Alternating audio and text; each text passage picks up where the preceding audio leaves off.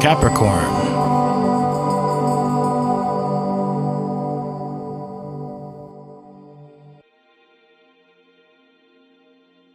Hello everyone, I would just like to take a slight moment off the top here before we start our July forecast.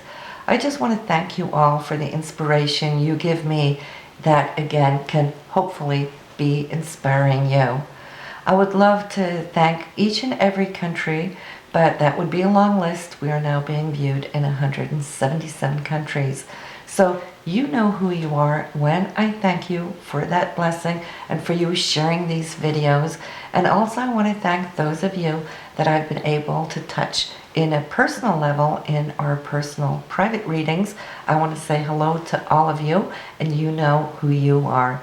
So let's take a look at what July is going to bring you. Hello Capricorn, this is your July forecast for 2013. And this is a month that I think that many of you have been looking forward to. Why? Because it's really going to be a lot focused on love and relationships. That little stellium, it's kind of starting to split up, but it's still pretty close. It's still jiving. And the focus will be in your 7th house for committed relationships. And not only that, but Jupiter, which has been now in your 6th house for this whole last year, organizing, regrouping, putting things together, and really trying to get on top of your day-to-day routines and how you could be more efficient and effective. And it's kind of been a little, I won't say topsy-turvy, but it's been a little diversified since it's been in the sign of Gemini. So you might have kind of split yourself on several levels, working multitasking issues this last month. That's going to start settling down, and now it will be moving into Cancer, June 25th, into your 7th house of love and relationship. So yay! Now you can start growing and expanding, and you know Jupiter expands everything that it touches. So this is where the primal focus will be between now and that of summer of next year. You have a whole year to grow this area of your life. Now, Jupiter being in Cancer is also all about nurturing, how we nurture and how we wish to be nurtured from our partner. And it also focuses very much so on security, what makes you feel safe, what makes you feel loved, and how can you actually now take the time off to nurture your loved one. And many of you that have been thinking about marriage, well, this would be the year to do so. Already starting off here in July, some of you may have a flying start. That is those of you born very early in the sign of Capricorn. And by saying that, I'd also like to answer questions that I do get is, why do astrologers talk about those early in the sign? What about the rest of us here in the sign? Well, it's because every sign has 30 degrees. And when a planet touches the beginning of it, it takes time for it to move through all of these signs. I'll be right back with you. Sorry about that, but yes, so it takes time to kind of move through the whole sign, and depending on whether it's a fast-moving planet or a slow-moving planet, it will touch those early in the sign first, and then the planet will line up with your sun as we go along. Those born at the very end of a sign, they will get the transit the latest. So that's how that works. So for Jupiter right now in your 7th sign, 7th house, is going to be touching those born very, very early. Now we got good things here at Capricorn, because this Jupiter not only is going to expand this area, but we have a golden triangle happening this month, where some of you have been thinking about marriage would probably be tying the knot now at this time. And it's the best time of 12 years. Jupiter comes around to this sector only once every 12 years. So on the 17th, we see that this Jupiter is going to be connecting to Saturn, and it's going to be connecting also to Neptune.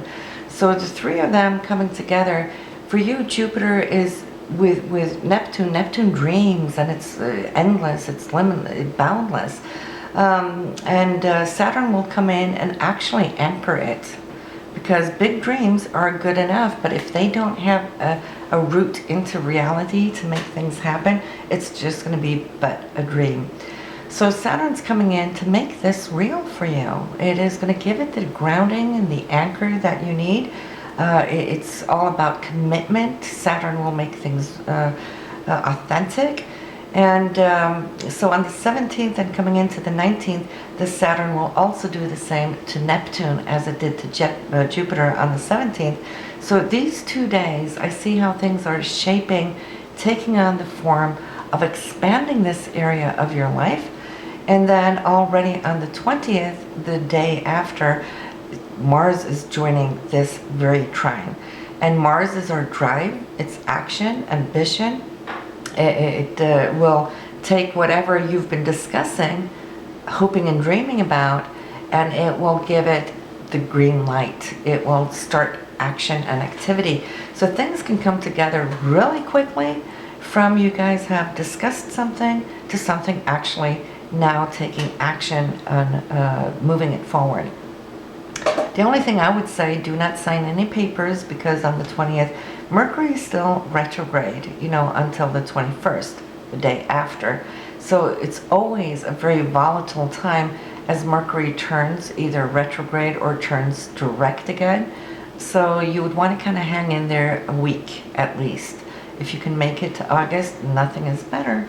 But, it's like Mars right now, coming up here towards Jupiter, it wants to act. It's like a racehorse being held back, right?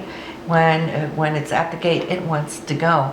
And you might just feel that, things are coming and together and gelling so perfectly that why wait when you've been waiting for so long? And here's the situation and the opportunity. Mars does want to act. So that's the only thing I'd like to caution you about. On the 22nd, we have another day where a lot of things are moving. Venus, those things that you love. It does rule your love and romance, also those things you desire, and material things, values and money, so forth, is moving into your 9th house. And the 9th house has to do with long distance travel. You might be wanting and longing to go away. It might be the time you're going to start your vacation. I'd say it's a wonderful time to do so, because on the very same day as Venus is going into this sector, the Sun is coming into Leo, and Leo is all about fun and play, leisure time, right?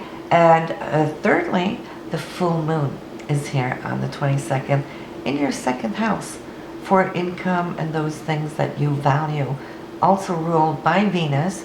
And since Venus is changing sign into travel into your Virgo, you might just really find yourself perhaps buying a ticket here this day or flying off to some faraway place.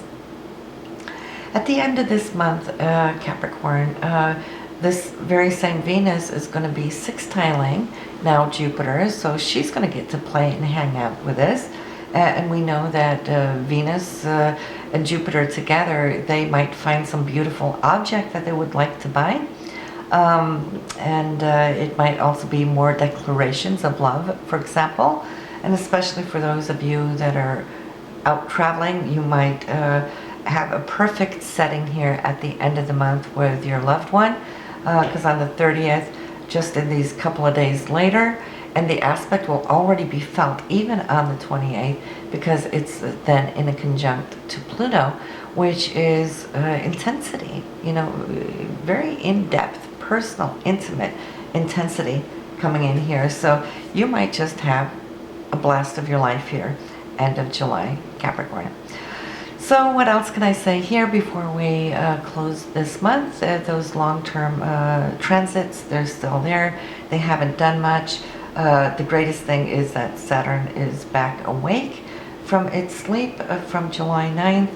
Uranus will turn retrograde this month. Not that that's going to be felt too much. Neptune and Pluto is both retrograde. So we still have some retrogrades to deal with. That slows those areas down. Uranus turning to retrograde there on July 17th is in your home sector, okay? So you might have felt that there's been some changes going on and wanting to renew or maybe move, renovate, those things. You might see a little slowdown taking place there now. So this is what I had for you here this month. Go and listen to your moon signs and rising sign. The moon sign will give you a little bit more insight on what you can expect on more the emotional level, you know, your inner sensations and feelings, because that's what the moon reflects, how you react. And the rising sign forecast will be what's coming in and what you can be giving out to that external world. So I will see you next month, Capricorn. Have a good one. Bye now.